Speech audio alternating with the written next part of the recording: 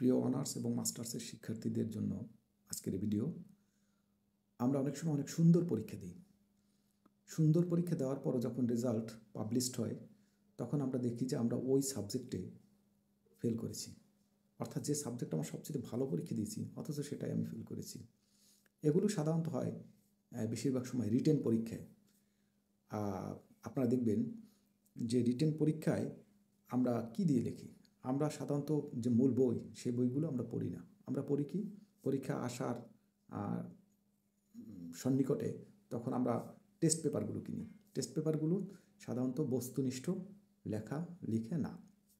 তো সেক্ষেত্রে আমরা যে টেস্ট পেপারগুলো পড়ি সেগুলো, যেমন ধরুন বাজারে যে টেস্ট পেপারগুলো আছে, আমি নাম বলবো না, আপনারা বেশিরভাগ সময় একই ধরনের টেস্ট পেপার কেনেন এবং একই ধরনের টেস্ট পেপার কেনার কারণে সবাই লেখাটা কি ভিন্ন হবে? একই তো হবে, এবং সবাই একই স্টাইলে একই লেখা লেখে।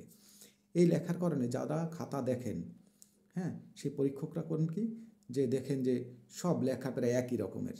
এই জন্য কিন্তু আপনাদের মধ্যে যে লেখার যে একটা ক্রিয়েটিভিটি সেটা কিন্তু না থাকার কারণেই আপনারা নাম্বারটা কম পান অনেকে, আবার অনেকে ফেল করেন। এর কারণ, এটা থেকে মুক্তির উপায় একটাই হচ্ছে, সেটা হচ্ছে লেখার যে স্টাইল, সেই স্টাইলটা একটু ভিন্নভাবে লিখতে হবে। আমি অন্য একটা ভিডিওতে আপনাদের দেখিয়ে দেব যে আসলে অনার্সে কিভাবে মানে কম লেখা হলেও লিখে ভালো নাম্বার পাওয়া যায় এবং পাস হবে 100%। অনেকে আছেন শুধু কোটেশন আকারে লিখে যান। যারা ব্যবসায় শিক্ষার স্টুডেন্ট আছেন তাদের আমি বলবো যে আপনারা করেন কি, কোটেশন আকারে লিখে যান, প্যারা আকারে লেখেন না। আবার অনেকে প্যারা আকারে লেখেন, কোটেশন আকারে লেখেন না। কিন্তু সেই কোটেশনটা বস্তুনিষ্ঠ হলেও তার ভিতরের যে লেখা সেটা অত্যন্ত নিম্নমানের লেখা। এই অত্যন্ত নিম্নমানের লেখার কারণে আপনারা অনেকে ফেল করেন, অনেকের নাম্বার কম পান। আমি মনে করব আপনারা বই পড়েন, বই পড়লে ভালোভাবে লিখতে পারবেন। আর হচ্ছে যে টেস্ট পেপার, সেই টেস্ট পেপারটা হলেও টেস্ট পেপার সাথে সাথে যে লেখার যে ধরন, সেই ধরনটা আপনাদের একটু চেঞ্জ করতে হবে। আপনি একটু জিনিস দেখবেন, যদি কোনো বিয়ে বাড়িতে যান বা কোনো অনুষ্ঠানে যান, আপনাদের যদি খাবার দেয়, সেক্ষেত্রে খাবারটা যদি দেখা যায় যে একজনের খাবারটা প্লেটটা অনেক সুন্দর করে দিয়েছে এবং বড় সাইজের প্লেট দিয়েছে, সুন্দর করে আশেপাশে অনেক খাবার টাবার অনেক সুন্দরভাবে সুশৃঙ্খলভাবে দিয়েছে, আর আপনার প্লেট সাধারণত যাদের সবার প্লেটে যা থাকে তাই দিয়েছে। এখন আপনি কিন্তু আপনার প্লেট রেখে ওই যার প্লেটটা অনেক সুশৃঙ্খলভাবে সাজিয়ে দিয়েছে আপনারা তার প্লেটের দিকে তাকিয়ে থাকবেন।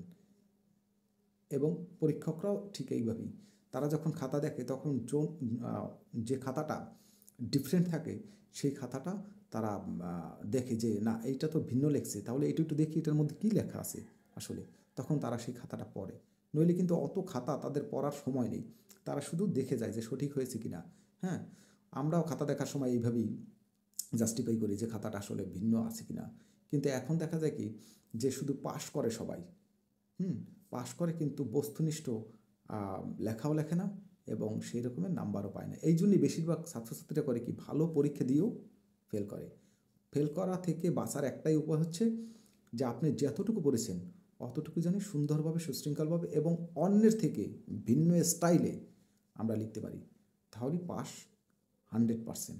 কেউ না। ধন্যবাদ সকলকে, ভালো থাকবেন সবাই।